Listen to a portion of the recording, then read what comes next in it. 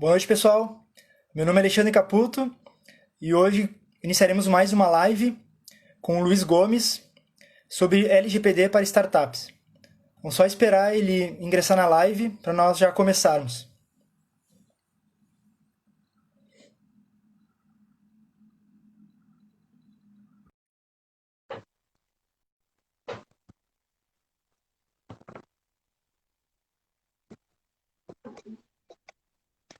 Oi, Pá, Luiz, e boa aí, noite. Alexandre? Tudo bem? Tudo certo? Tá me ouvindo bem? Tô. E tu me escuta tranquilo? Tudo certo. Beleza. Bom, então, novamente, boa noite, pessoal. Estamos começando mais uma live. Hoje eu tenho o orgulho de receber o Luiz Gomes, que é sócio fundador do escritório Gomes Barcelos, assessoria, assessoria jurídica, né? E ele trabalha exclusivamente com tecnologia, faz a conexão entre direito e tecnologia, e também ele é sócio fundador da Casa Norma, que é um projeto super legal, que depois eu quero que ele explique para vocês como funciona.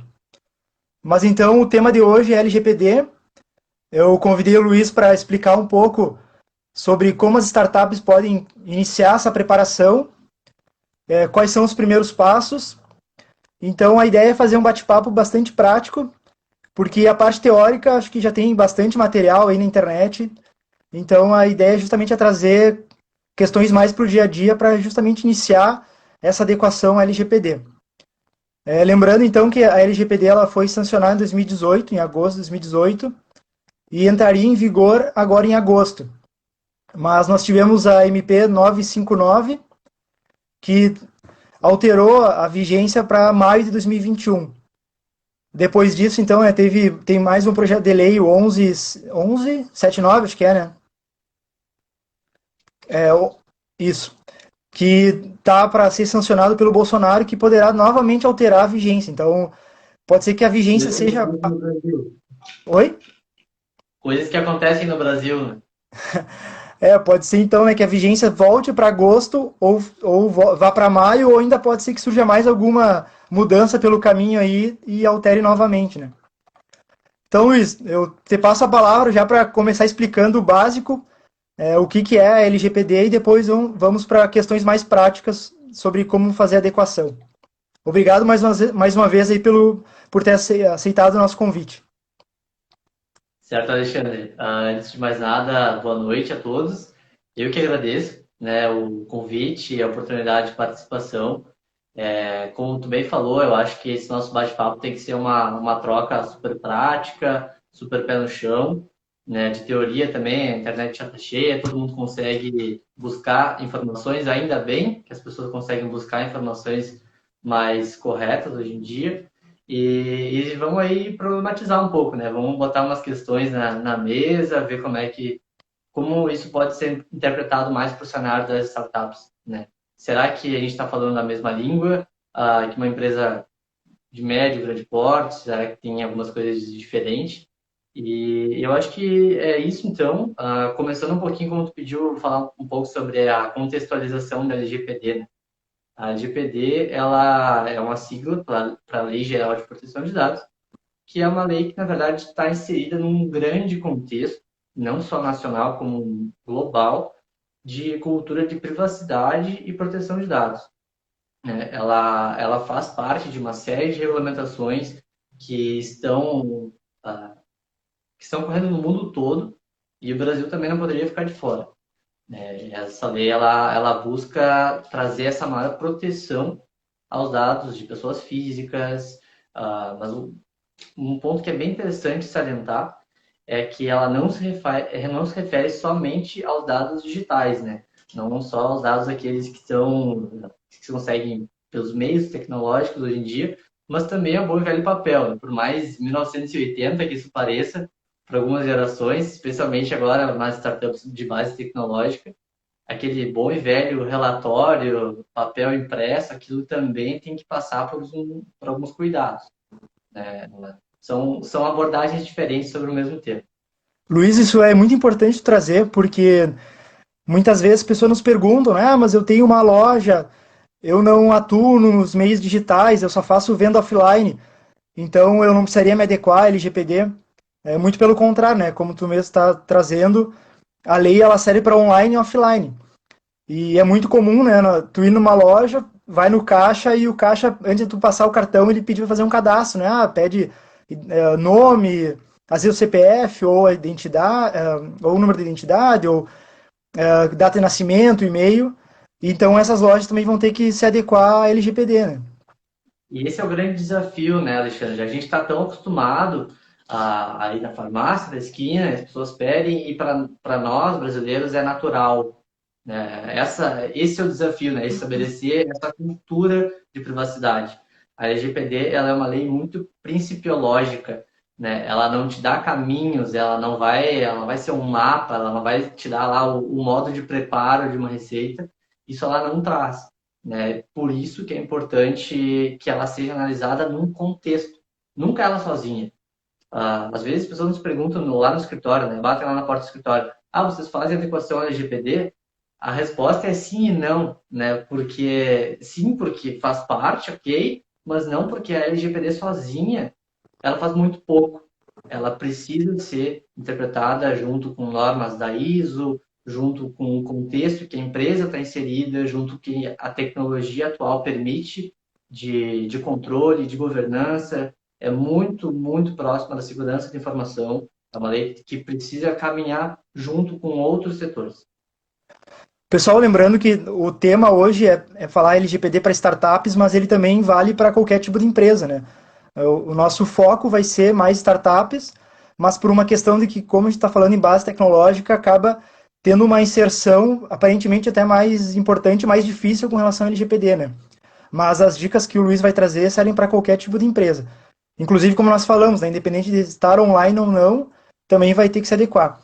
Luiz, pensando nas startups, né, tem a divisão tradicional, né, que separa em 4 fases de desenvolvimento: ideação, validação, mercado e escala. Quando que seria o momento para começar a pensar em LGPD? Faz sentido uma startup que está numa fase mais inicial de ideação já começar a pensar em LGPD? Ou seria mais para uma startup que já está buscando uma validação no mercado, já está começando a tentar buscar os primeiros clientes? É uma excelente pergunta. Faz todo sentido que a startup procure pelo menos entender sobre a LGPD desde o início. Por quê, né? Por que se adaptar? Por que conhecer a LGPD? Primeiro, porque é um modelo de negócios que fere a LGPD, muito provavelmente não vai ganhar continuidade, né? Seja por não alcançar mercado e principalmente por não conquistar investidores. Né? Os investidores hoje eles estão atentos a esse movimento global. Isso não pode ser ignorado. Claro que pensar todo um processo de adequação para uma fase inicial ali, que a gente está falando de muito, muito bootstrapping, né? E que a startup ela não tem fundos para isso. Isso requer que a gente pare, né? Vire o olhar para cá e pense, tá, mas nesse momento aqui, o que que eu preciso da LGPD? Eu preciso conhecer para saber se o meu modelo de negócios vai de encontro ou não. Se ele não for, bom, vamos continuar, né? Vamos subir mais um degrau. Tá, mas o que que eu preciso, então, para colocar em prática esse modelo de negócio? Eu preciso coletar a base de clientes porque a minha startup vai analisar, sei lá, o comportamento de consumo com os dados do celular. Como desenhar esse processo? Né? Porque a LGPD ela fala muito sobre transparência. Não precisa gerar aquele desespero, assim, meu Deus, não posso mais fazer nada, meu Deus, vou perder minha base de dados. Não, não é sobre isso. É sobre transparência, é sobre informar as pessoas, os consumidores, daquilo que está sendo efetivamente feito com os seus dados. Que dados são coletados, o porquê deles serem coletados, e sempre estabelecer esse limite, né? Nunca ficar no jogo nebuloso, né? Nessa área mais não muito clara. Isso é essencial. Pessoal, lembrando que quem tiver alguma pergunta pode ir fazendo ao longo da live, que nós vamos passar para o Luiz. Pode ser aquelas perguntas para colocar ele contra a parede, mas então fiquem à vontade para fazer perguntas. Luiz, e aquelas startups que já estão no mercado, já têm seus clientes, já estão faturando e já têm dados coletados anteriormente, ou seja, ao longo deste período, como que funciona essa adequação e o que que ela tem que fazer com esses dados que já foram coletados? Essa é a resposta que Os advogados mais gostam de dar e os clientes menos gostam de receber. É o bom e velho depende. Depende de que dado é, depende de como ele chegou até a empresa, porque é muito importante que a gente também, as pessoas estejam claras que a LGPD não é sobre consentimento. Nem tudo é consentimento. Existem outras bases legais que podem justificar essa coleta, esse tratamento de dados. Então, esse power to the people total, assim, não, agora o consumidor vai poder tirar todos os dados dele e da minha empresa quando ele quiser. Não é bem assim. Tem muita gente falando isso, mas não é bem assim. Né? Tem diversas, como eu estava falando, tem diversas outras bases legais que conferem uma segurança jurídica para a empresa maior, no sentido de eu não vou ter minha atividade prejudicada se eu preciso daquele dado. Agora, se eu não preciso, se é um e-mail que eu só uso para o marketing, só, não tem outra finalidade, aí eu tenho que revalidar isso. Sempre é bom revalidar, né? Assim que a lei entrar em vigência, que é melhor ainda, né? Claro que esse movimento antecipado já ajuda, mas é bom sempre ter um marco temporal, né? Ter ali o data stamp, né? Aí já pede lá para o pessoal da programação configurar direitinho o opt-in para ter essas informações que consiga identificar e provar que aquele usuário aceitou então o tratamento dos dados deles. Agora, se for dado essencial, dado financeiro, dado para nota fiscal, isso tudo mais, aí já é uma conversa que não precisa ser levada pelo consentimento. Aproveitando que tu falar sobre adequação, qual que é o papel então do desenvolvedor nesse momento? O jurídico conseguiria fazer tudo sozinho? O papel do desenvolvedor é fundamental? Como que eles poderiam então andar juntos nesse início de adequação? Vou contar um segredo, pode ser que perca minha credibilidade, mas o jurídico sozinho acho muito difícil. Porque quem conhece a empresa são as pessoas ali. A empresa é feita de pessoas. Então, o jurídico pode orientar, ele vai trazer esse modo de preparo, esse mapa que a lei não traz. Né? Então, ele vai te mostrar os caminhos, vai mostrar a experiência, vai ler qual é o cenário atual da empresa. E tá, se a empresa é assim hoje, como é que eu posso trabalhar com a LGPD da melhor forma? Vai saber priorizar essas coisas. Mas é essencial que esse trabalho seja em conjunto, com a equipe, com a programação, com todo mundo que faz parte da startup. Como eu falei antes, só para reforçar, é uma cultura, não é uma lei. Isso é estar adequado com a lei, não é um carimbinho que vai, né? Pronto, agora fiz tudo o que a consultoria pediu, todo aquele documento que segui, estou adequado. Não é bem assim, é contínuo, né? A empresa cresce, a startup cresce, muda de fase, novos processos aparecem, novas pessoas são contratadas e tudo tem que repetir. É um ciclo de cultura da privacidade. Então, só retomando que perguntou da programação, tem dois pontos que são muito importantes e são conhecidos internacionalmente, que é importante trazer, que é a privacidade desde a concepção, que se chama Privacy by Design, e a privacidade como padrão, que é o Privacy by Default. Isso são dois princípios que estão ali dentro da LGPD, e isso é total função ali da gestão da startup, junto com a programação, de criar, né, de mapear toda a plataforma, enfim, todo modelo de negócios para que isso seja respeitado. Mas o que é isso, né? Esse Privacy by Default, ele diz que a privacidade ela tem que sempre ser o padrão quando o usuário recebe. Então, chega daqueles formulários lá que já vem com o check no quero receber as coisas, isso aí não é mais legal. Tá? Isso aí a gente pode abandonar essa velha prática.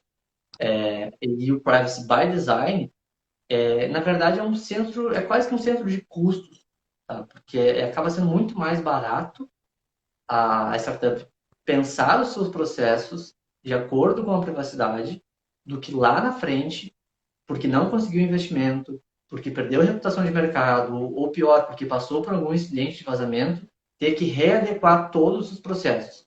Isso custa tempo, isso custa reputação, isso custa dinheiro, isso custa insumos, tudo que pode custar e pode se tornar uma tragédia. Então, sempre pensar a privacidade desde a sua concepção, em novos projetos, novos processos, tudo que a empresa vai fazendo. Luiz, antes de entrar na parte mais prática, eu gostaria de pedir para destacar os principais pontos que tu acha mais relevantes sobre a LGPD em si. E depois eu quero te fazer uma pergunta comparando com a GDPR, mas isso aí eu vou deixar para mais adiante. Só iniciar então de pedir a parte mais simples assim sobre os principais aspectos que tu acha importante pontuar e depois vamos falar em questões mais práticas.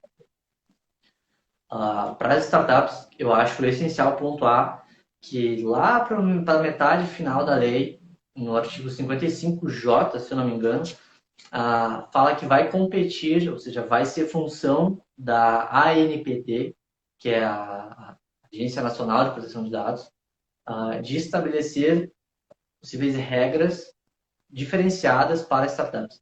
Então, por mais que aqui eu fale, né, acho que esse é um disclaimer bem necessário, porque pode ser que haja alguma flexibilização ou pode ser que alguma regra se torne mais rígida, porque startups geralmente possuem a sua base tecnológica e, consequentemente, utilizam muitos dados.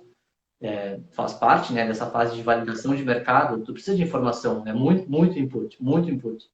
E isso pode ser que passe por uma regulamentação. Então, esse é um ponto de atenção. O segundo ponto de atenção é sempre agir, pensar de acordo com os princípios. Os princípios, se não der para identificar na lei ali, com certeza, joga no Google, bota ali que vai ter um monte de gente falando sobre isso. Pelo menos saibam quais são. Saibam esses princípios e sempre se questionem ao apresentar novos projetos e processos se eles atendem a esses princípios. Luiz, a gente tem uma primeira pergunta, que é se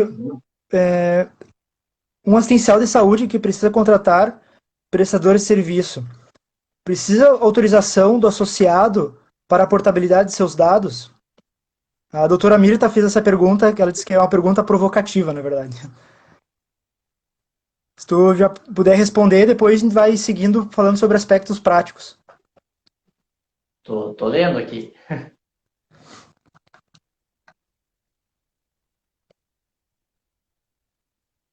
Eu imagino que tenha um segmento ali, né? Porque ela mandou um correto.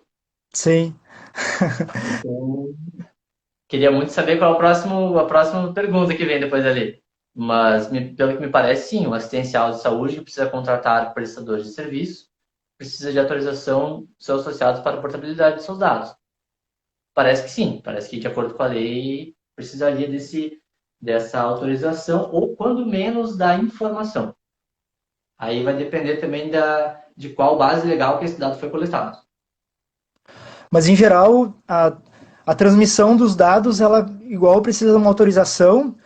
Por exemplo, nesse caso, por exemplo, se for uma associação, os prestadores de serviço vão ter acesso a alguns dados específicos dos associados. A associação, então, para se proteger, ela teria que, por exemplo, incluir uma cláusula dizendo que os dados dela poderão ser repassados para determinados prestadores de serviço, ou basta a autorização para que a associação acesse os dados? Não, essa cláusula contratual é sempre bom, né? Sempre, por mais que hajam alguns entendimentos que não, a segurança jurídica sempre tem que imperar. Então, coloca no contrato, com certeza.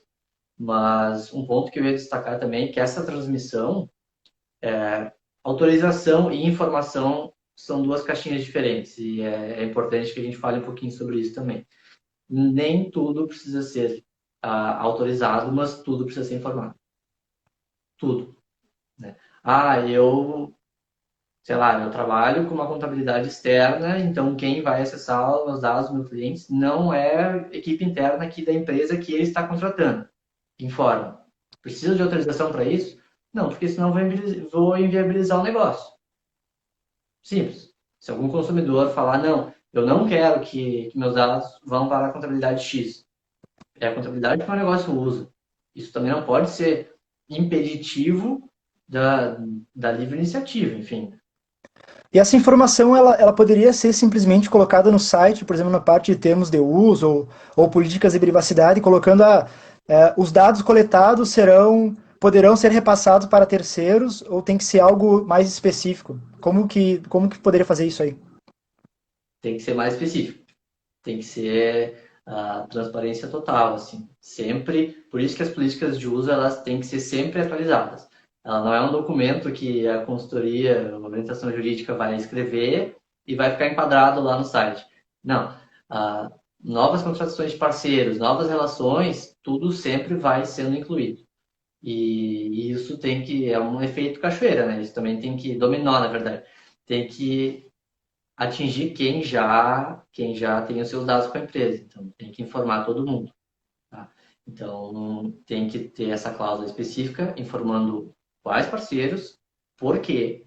E aí também vai de uma inteligência da startup de selecionar os seus parceiros e ver como que essa empresa recebe esses dados, o que ela possui de segurança e como que ela está em adequação, porque senão pode respingar e alguma responsabilidade também. Sim, no sentido, por exemplo, se quem tu desse exemplo de um contador, mas poderia ser um escritório de advocacia, né?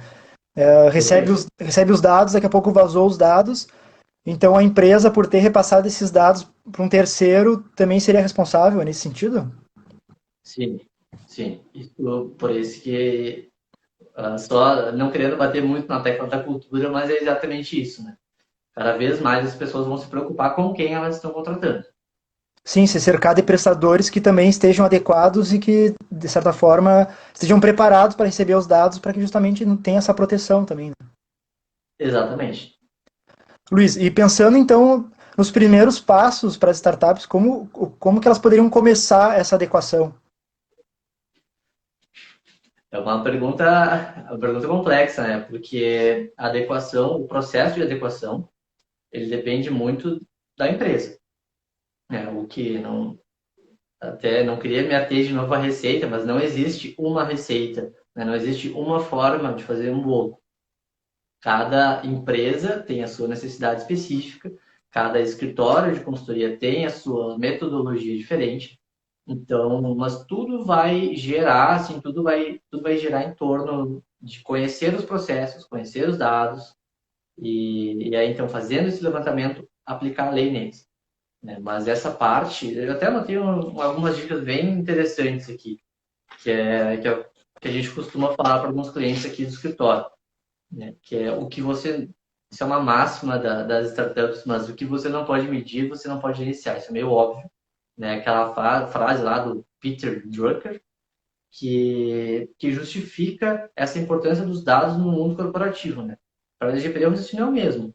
Eu não tenho como medir se está ou não está em conformidade se eu sequer sei o que é, se eu sequer sei de onde vem, se eu sequer sei como esse dado chegou na minha empresa e para onde ele vai, né? Então, é isso, conhecer a empresa. Empresas são pessoas, então conheça bem a sua equipe, saiba como são os processos.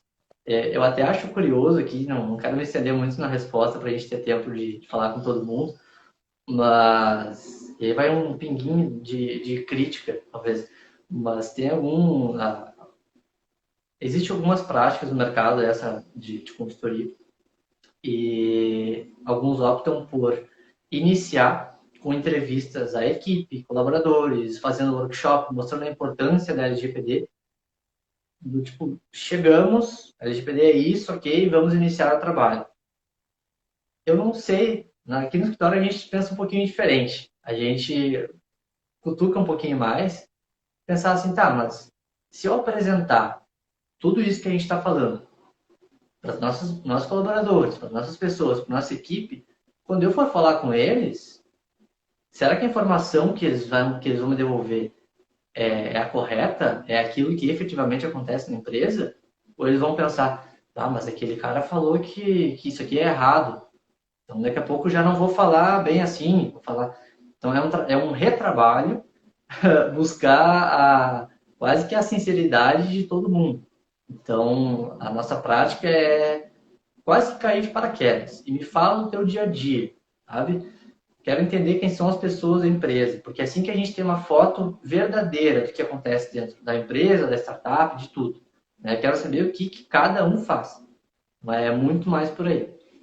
Então, o primeiro passo, como tu falasse em processo, seria fazer um mapeamento de como que esses dados transitam na empresa? Sim, seria o ideal, assim, Nesse primeiro momento, nem sempre, na verdade, isso é um trabalho até que de autorreflexão que a própria empresa, a própria startup pode fazer, que é pegar os princípios ali, aqueles que a gente já comentou, aqueles 10 principais, e entender um pouquinho desse fluxo de dados. Meu aplicativo aqui coleta o nome, sobrenome, tudo que ele coleta neste formulário atende esses princípios aqui, atende a finalidade, ou seja, os usuários são informados da sua finalidade, atende a segurança, como é que eu cuido da segurança? Então, é muito por aí também, é pegar o que eu tenho e jogar nos princípios. Sim. Entendi, perfeito. Então, na verdade, quanto mais cedo, melhor, né? Porque, por exemplo, se tu iniciar a adequação enquanto estiver fazendo MVP junto com o desenvolvedor, tu vai ter muito mais possibilidade de controlar no futuro como que esses dados vão ser utilizados, vão ser seguros e estarão dentro dos princípios, do que se tu for uma startup que já está rodando com uma base de clientes, nunca se interessou em se adequar ao LGPD, vai tentar fazer isso correndo, né?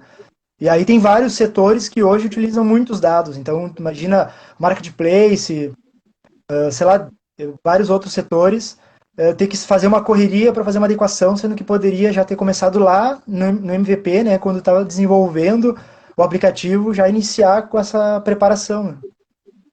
Perfeito. E o resultado disso, né? E, na verdade, esse cenário que a gente vive hoje é o resultado da cultura que não se importava muito com os dados pessoais, que são das gerações anteriores, que não, daqui a pouco não conseguem ver tanto essa relação. As novas gerações, e aí eu já estou nos incluindo nisso aí, depois de nós, as pessoas já têm um senso muito mais aguçado dessa identidade virtual, dessa importância que os dados podem ter, seja nas mãos certas ou nas mãos erradas. Porque a interpretação dos dados, ela dá um poder às empresas que é quase infinito, dependendo do que for coletado e da interpretação que for dada. Né? Por isso que é importante documentar tudo também, sempre. Tudo que for sendo feito. Outra coisa que o pessoal pergunta bastante, né, se basta fazer as alterações contratuais, né? Por exemplo, adaptar os termos de uso, as políticas de privacidade do site, incluir cláusulas nos contratos, né? Mas como tu mesmo disseste, né, é toda uma cultura de proteção de dados, né? Então envolve muito mais do que simplesmente tu fazer alterações contratuais. Gostaria de dizer que seria fácil assim, mas infelizmente não é. Né? Infelizmente é muito mais do que um trabalho jurídico, de um trabalho de alteração de contratos, de criação, às vezes, de um termo de uso, de uma política de privacidade. Porque a gente sabe, né, Alexandre? Não, a gente não está aqui para julgar também startups que começam sem recursos. E isso é a realidade do país. Também não dá para julgar, não tem grana, mas vai lá e baixa uma política de privacidade do Google. Sem o conhecimento, isso pode ser perigoso num futuro, assim, pode ser perigoso. Mas o ponto central é que isso, além de ser perigoso, influencia diretamente nas próximas fases. Daí a importância de sempre pensar preventivamente, sempre usar, né, a antecedência, porque dificilmente vai conseguir investimento se não tiver redondinho. Esse é o ponto. Né? Muita gente baixa no discurso da multa, tem que se adequar ao LGPD, senão vai tomar multa. Multa é o menor dos problemas. O problema mesmo é a reputação. A própria IBM, eu até trouxe um dado aqui, eu não sou muito de ficar lendo esses dados aqui, mas eu achei bem curioso. A IBM faz uma pesquisa anual, né, do impacto nos dados e tudo mais. Em 2019, aqui no Brasil, o custo de um vazamento de dados ele gerava em torno de 1.350.000. Claro que a gente está falando de médias e grandes empresas, né? Não se compara muito. Mas o ponto que eu quero trazer dessa informação é 1.350.000 e não existe multa. Não tem multa. Da onde é esse custo? É da reputação que se perde, é do poder de mercado que se perde, é da confiança dos consumidores que se perde, que migram para o concorrente. Esses custos são invisíveis. Não é multa que tem que motivar. Né? Não se cria motivação a partir de uma ameaça negativa. Não é isso. É conquistar a fidelidade e o engajamento dos próprios consumidores, né? Como fazer isso, como usar o LGPD para isso, sendo transparente. Sim. Luiz, aproveitando, pensando também em startups que atuam no mercado internacional, por exemplo, atuam no mercado europeu, que já tem a GDPR há mais tempo, né, já está se consolidando cada vez mais e é uma referência para a LGPD. Eu gostaria que tu explicasse se tem diferenças.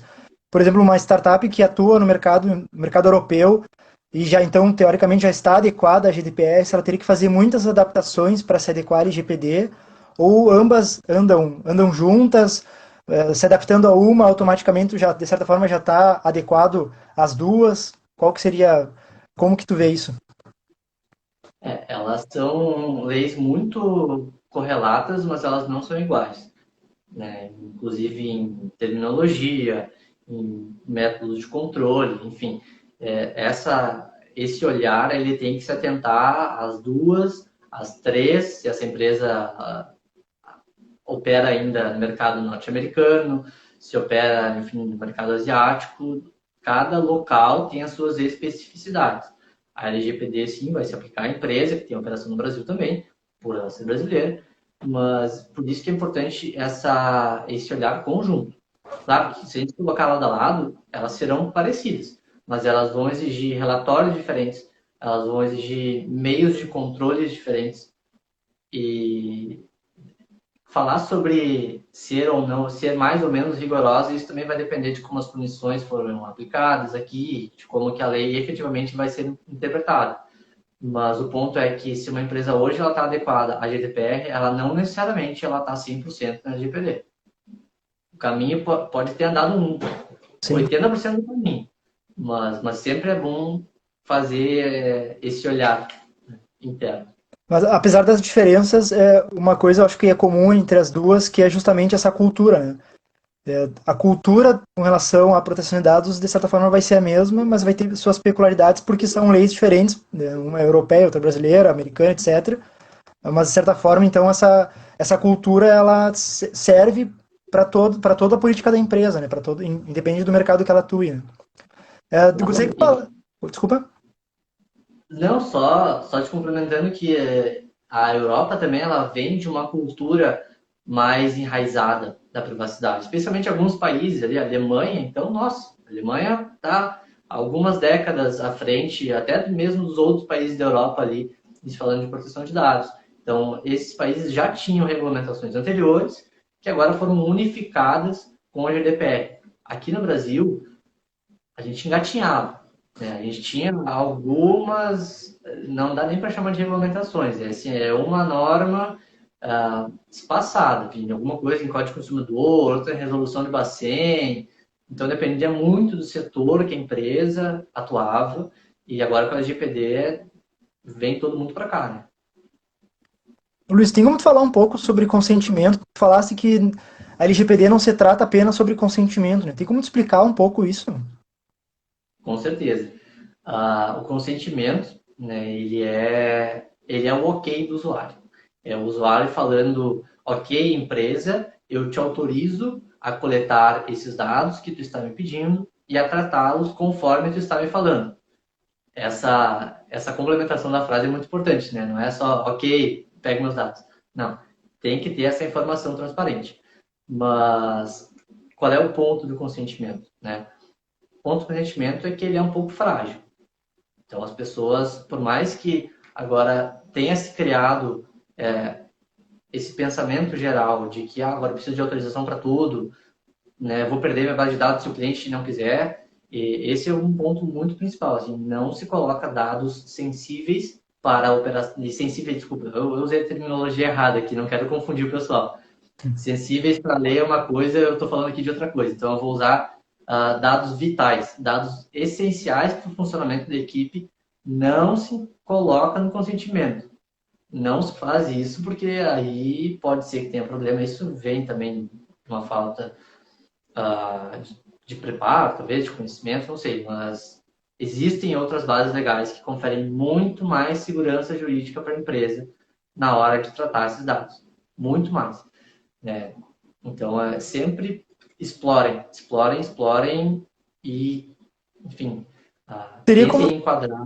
Teria como trazer No, um exemplo prático, justamente para facilitar essa diferenciação e esse entendimento? claro, claro, claro que teria um próprio um e-commerce, tá? Então, quando tu vai fazer a compra, tu insere lá teus dados de cartão de crédito, faz a tua conta no e-commerce. Se todos aqueles dados que tu colocou, que seriam utilizados para entrega, para nota fiscal, para até mesmo para uma inteligência de mercado da empresa mesmo, de entender da onde são os seus consumidores, quais os hábitos de consumo, isso são informações delicadas, né, de se ter. Não é interessante deixar totalmente na mão do usuário isso. É aquilo que a gente estava falando. O que tu pode deixar? De repente, o e-mail marketing, a forma de contato, né? Esses dados mais que não afetam diretamente a atuação da empresa. Agora, imagina, Alexandre, a insegurança até para a própria empresa que gera isso. Tá? E o consumidor eu fiz uma compra hoje no site e amanhã eu vou lá, eu cancelo a minha conta e eu entro lá com um requerimento que eu quero que todos os meus dados sejam deletados. Passa 2 meses, a empresa passa por uma fiscalização da Receita Federal e tem que provar, tem que apresentar notas fiscais em livros contábeis, etc.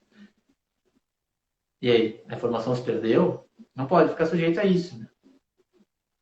Então, por isso que existem essas outras bases legais. Aproveitando que tu falaste sobre isso e também pensando com relação à empresa, a proteção da empresa, como que ela poderia então se proteger com relação aos funcionários, prestadores de serviço e todas as pessoas que giram ao redor da empresa e também a parte interna da empresa que tem acesso aos dados? Essa proteção, tu diz, é a proteção aos dados que ela tem ou a proteção dessas próprias pessoas? Porque, deixa No eu. sentido de acesso às informações. Por exemplo, que nem tu deste um exemplo de um e-commerce que o cliente vai lá e faz uma compra, então ele vai ter que digitar os dados dele, vai ter que fazer um cadastro e também vai ter que digitar dados do cartão de crédito. Essa informação ela vai transitar pela empresa, então eu imagino que com certeza seja importante que a empresa tenha controle sobre quem tem acesso a esses dados, né? Pensando no público, pensando na parte interna e externa com relação a outros prestadores. Então a pergunta é justamente nesse sentido, né? Como que a empresa pode se proteger com relação a quem acessa os dados internamente e também com relação aos outros prestadores que estão ao redor, né? Por exemplo, sabe, o jurídico não vai acessar esses dados, mas eventualmente o cara do marketing.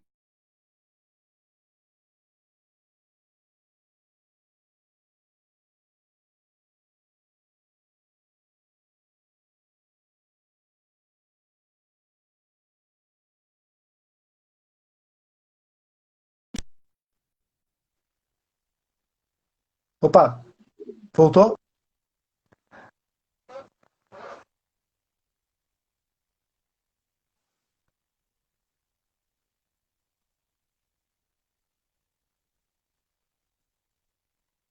Acho que o Luiz está com problema na internet, mas em seguida, assim que ele voltar, a gente já retoma. Opa, e aí, Luiz?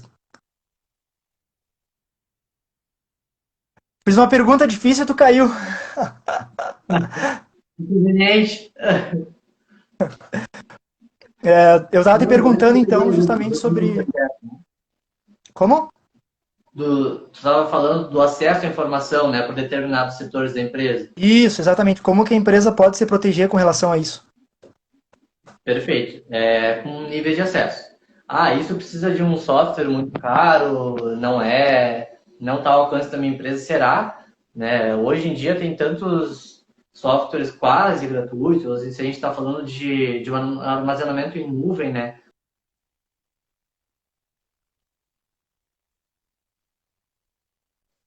Acho que caiu de novo.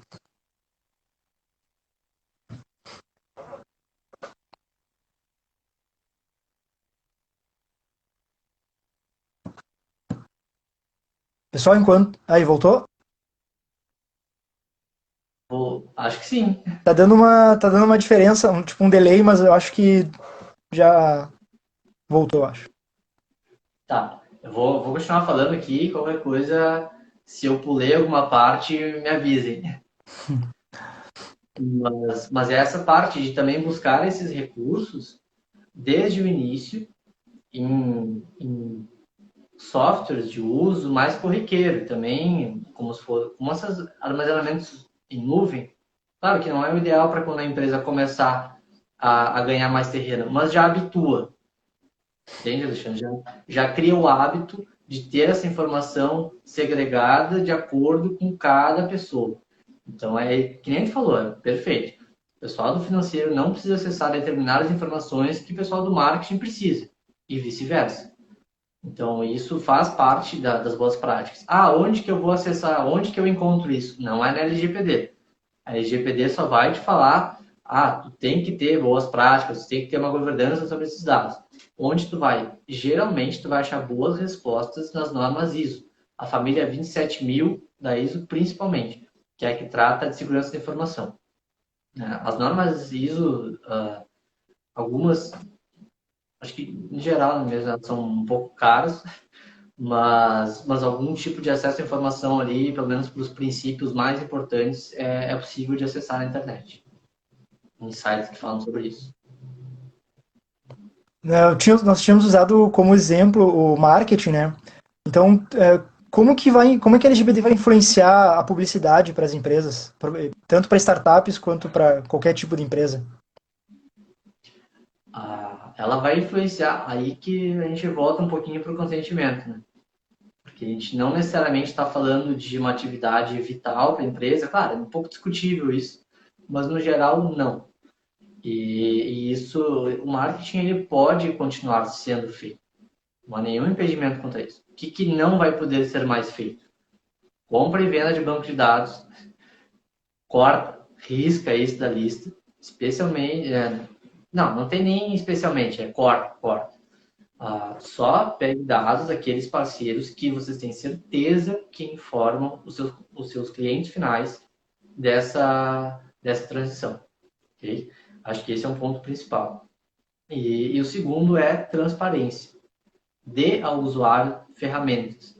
A gente fala, vamos usar um pouquinho do funil de marketing, que talvez o pessoal seja um pouquinho mais acostumado. Mas aí as pessoas vão se descadastrar em massa, né, da minha lista de e-mail, vai sair de tudo que eu recebo, enfim. Será que essa pessoa era teu público? Será mesmo que tu estava atingindo ela só porque agora tu deu o poder, tu deixou mais claro o poder que ela tem sobre o seu próprio dado, o seu e-mail, e ela optou por se descadastrar? Será que ela era teu público? Se ela quiser, cada vez mais a gente vive nessa sociedade do consumo de, de conhecimento generalizado. Se a pessoa, o consumidor, ele está mais consciente daquilo que ele faz, de como ele age, de como que ele busca a empresa. Então, por isso que esse nivelamento de discurso é muito importante. Se a empresa ela dá transparência, ela também vai receber transparência dos consumidores. É muito Pensando, sobre isso. pensando nisso que tu falar sobre transparência, eu atuo bastante no setor imobiliário e vejo que é um setor que vai ter muitos problemas com relação ao LGPD, principalmente porque é muito comum tu receber várias ligações ao longo da semana oferecendo imóveis, né? Então, evidentemente, é um setor que já tem uma política de comercialização de banco de dados, né? Às vezes tu vê corretor de diversas imobiliárias, de diversos lugares, ligando, oferecendo imóveis que vão ser lançados, imóveis na planta, outras formas de investimento no ramo imobiliário. Eu acredito que esse setor ele vai ter um grande impacto, né? Ele vai ter que reformular essa forma de marketing. Com certeza nunca autorizei que essas empresas me liguem, eu não sei nem como é que elas conseguiram os meus dados, e as ligações elas são constantes, né? Com certeza, vai exigir uma reinvenção, né? Esse marketing quase de guerrilha, ele vai precisar ser repensado. Fato, isso não vai ter lugar mais na LGPD. E mesmo fora do Brasil, a gente vê canais de denúncia, então os canais de denúncia estão sendo usados. Por que aqui no Brasil, há pouco tempo atrás, agora não me lembro o nome da plataforma, mas eu acho que era o Não Me Perturbe, né?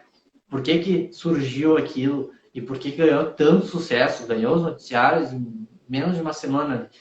porque as pessoas estão incomodadas com isso. E as empresas precisam se adaptar, precisam entender o seu consumidor, né? O comportamento de consumo ele está mudando. As empresas, consequentemente, precisam se adaptar a esse novo modelo.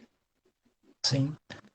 Pensando então justamente nesse novo modelo, tu teria como explicar de forma breve quais são as fases da adequação?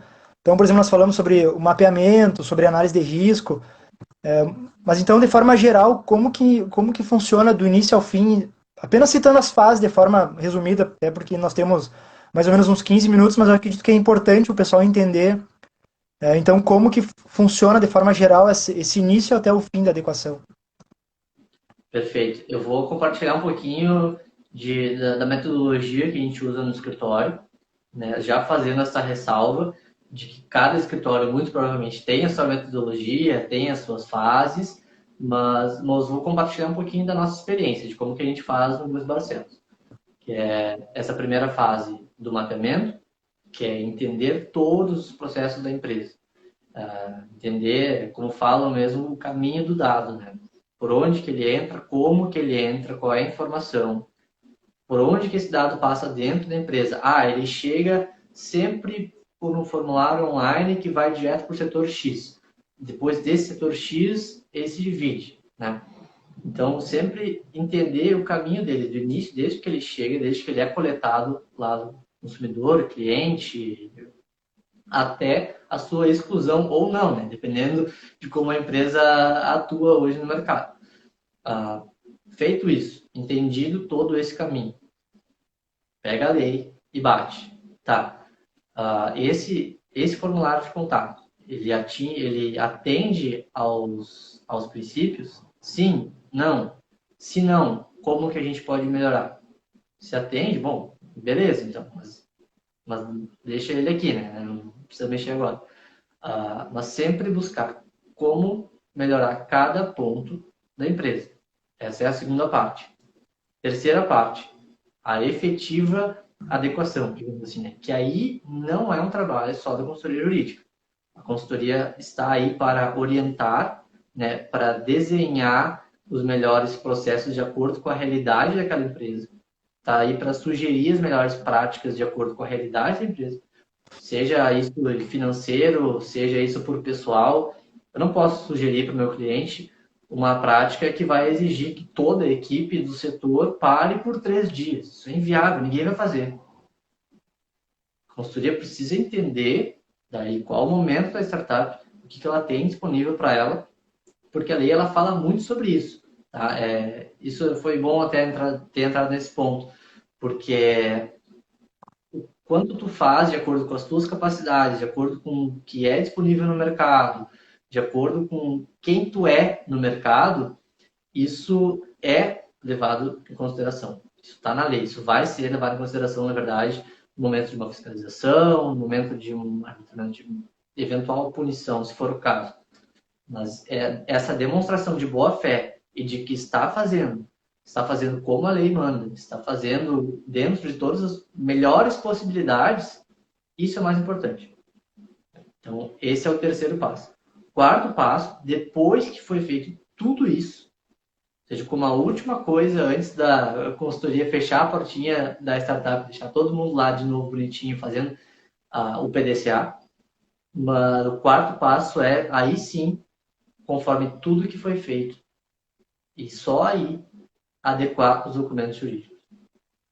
Porque senão a gente vai estar falando de um retrabalho. Um retrabalho que lá no início, vamos começar então olhando aqui pelo termo de uso. Já deixa eu escrever umas coisas aqui. Vai ter que refazê-la no final. Não adianta nada. Importante Então, trazer isso porque o tamanho da startup, o tamanho da empresa, o mercado que ela atua, as condições, até as condições financeiras dela para se adequar 100% ou se adequar parcialmente, tudo isso vai influenciar na forma como ela vai fazer todo esse processo, né? É um processo com certeza. que não é engessado e que não é de um dia para o outro, né?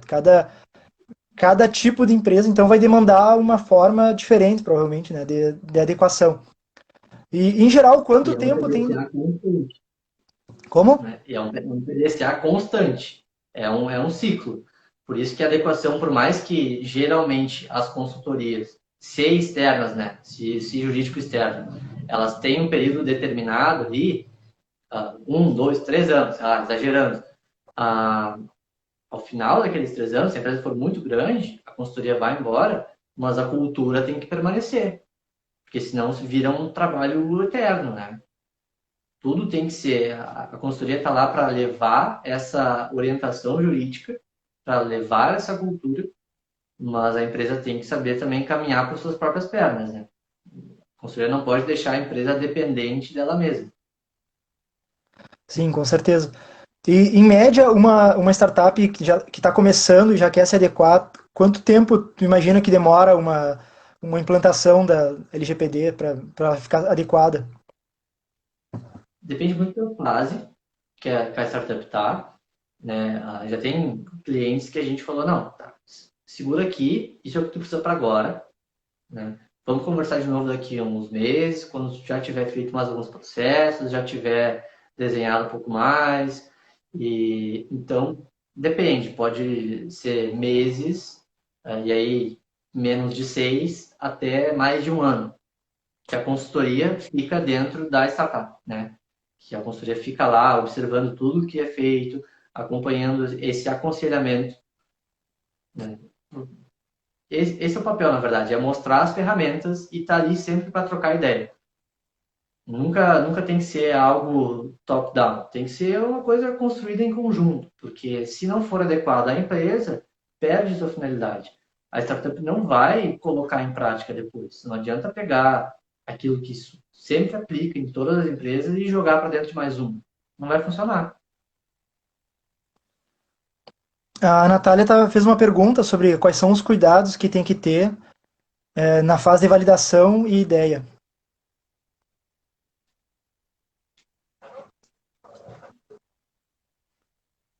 Natália, vamos lá. Primeiro, esses processos, né, de coleta de dados, como eles se dão? Eu acho que como é que vocês desenharam a startup? Eu acho que isso tem que partir de uma reflexão mesmo. Fica um pouquinho difícil sem saber o ramo de atuação e nada, mas eu estou buscando essas perguntas que se adequariam mais a todo tipo de modelo de Eu negócio. vou, eu vou te ajudar um pouco, então. Por Uhum. exemplo, é muito comum, quando a startup está na fase de validação, ela fazer Google Forms, fazer Uhum. formulários, etc., para tentar validar se aquela ideia faz sentido no mercado, né? Essa captação de dados, ela não necessariamente reflete em captação de clientes, porque talvez tu joga, por exemplo, um Google Forms num grupo de WhatsApp, vão ter algumas perguntas ali que podem ser dados que teriam que ter um consentimento, etc., mas depois talvez tu não utilize mais aqueles dados. Então eu acredito que uma das dúvidas é o que fazer com isso, até onde pode ir com isso. Depois, por exemplo, joga um Google Forms no grupo do WhatsApp, pega o e-mail de todo mundo e começa a mandar propaganda para essas pessoas. Então, nesse sentido, eu acho que até ela complementou ali sobre o questionário. É interessante tu falar sobre isso, sobre esses cuidados iniciais, porque são bem comuns, né? Tu começar fazendo essa validação dessa forma. Tá, legal. Obrigado pela cola. Ah, mas perfeito, isso que tu falou faz todo sentido. Assim, é olhar para dentro e pensar, precisa, como é que está esse teu formulário, né? Que dados tu coleta? Tu tá em busca de uma validação de mercado. Não está em busca de clientes, não está em busca de tanto de pessoas interessadas, um pouco sim, ok. A gente tem o costume de fazer essas coisas ao mesmo tempo, né?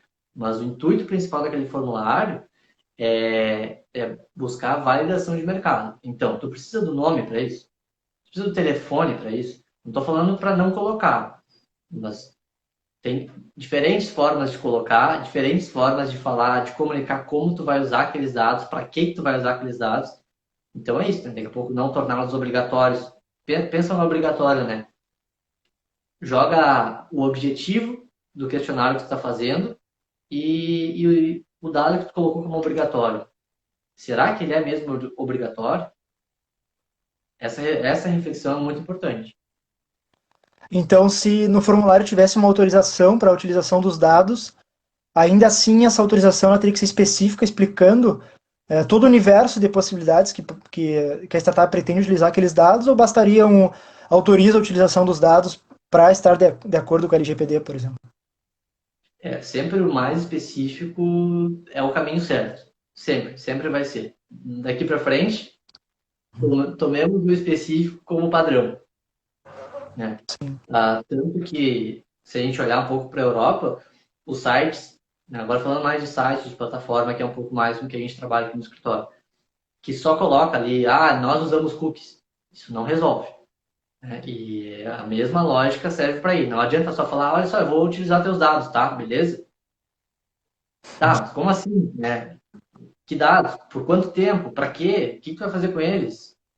Então, acho que essa, de novo, a transparência, né? Muito importante. Luiz, nós temos 4 minutos e eu quero te pedir para fazer duas coisas. A primeira delas é dar algumas dicas finais para quem está começando, porque eu acho que ainda tem muita gente na fase de ideia e validação. O pessoal que já está no mercado também, obviamente, precisa se adequar e com urgência, mas surgem muitas dúvidas para quem está começando. E depois, no final, espero que dê tempo, eu quero que tu fale sobre a Casa Norma, que tu explique o que é e apresente rapidamente o pessoal. Com certeza. Eu fui anotando algumas coisas enquanto a gente falava por aqui. E eu acho que ficam essas 4 dicas principais, né? Então, conheça a sua empresa. Isso pode parecer meio chocante, mas nem todo mundo conhece efetivamente a sua empresa. Conheça as pessoas que fazem parte da sua equipe e saibam como os processos internos acontecem. É aquilo lá de eu não posso gerenciar aquilo que eu não consigo medir. Então, eu tenho que ter essa informação, esse controle de informação. O segundo é documente tudo. Tudo? Tudo, Luiz. Tudo. Tudo. Coloca tudo no papel. Tudo que tu fala, implementei aqui, sei lá, contratei a nuvem tal, coloquei tais e tais recursos de segurança. Documenta isso. Cria um relatório com todas as informações da tua empresa, que envolve, claro, a proteção de dados. Né? Então, esse foi o segundo. Terceiro, nem sempre é sobre consentimento. Né? A gente ouve isso muito por aí, mas abre uma cabeça. Falem, enfim, busquem outras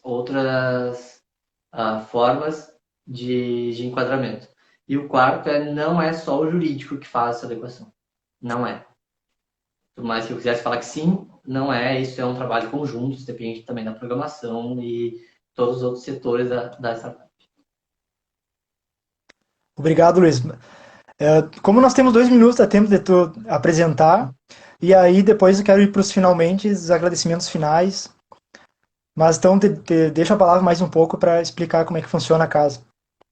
Claro, a casa, que inclusive é onde eu estou agora, estou aqui trabalhando ainda até mais tarde, ele é esse ecossistema feito inicialmente para advocacia, mas que essa semana vai também abrir as portas a todas as pessoas que acreditam num direito mais colaborativo. Né? A gente é um ambiente de trabalho que aqui na casa ele é compartilhado, mas vai muito, muito além disso. Né? A gente tem iniciativas que fomentam essa colaboração, a gente é movido por esse propósito de que é possível colaborar na advocacia, que muitas vezes é esse ambiente competitivo, né?